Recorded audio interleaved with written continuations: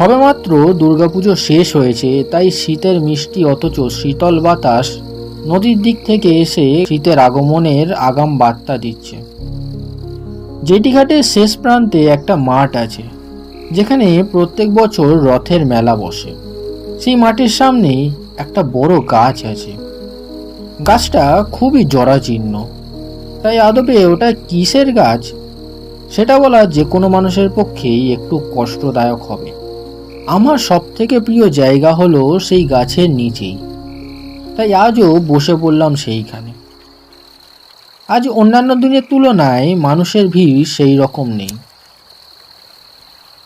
Pocket থেকে একটা cigarette বের করে ধরালাম।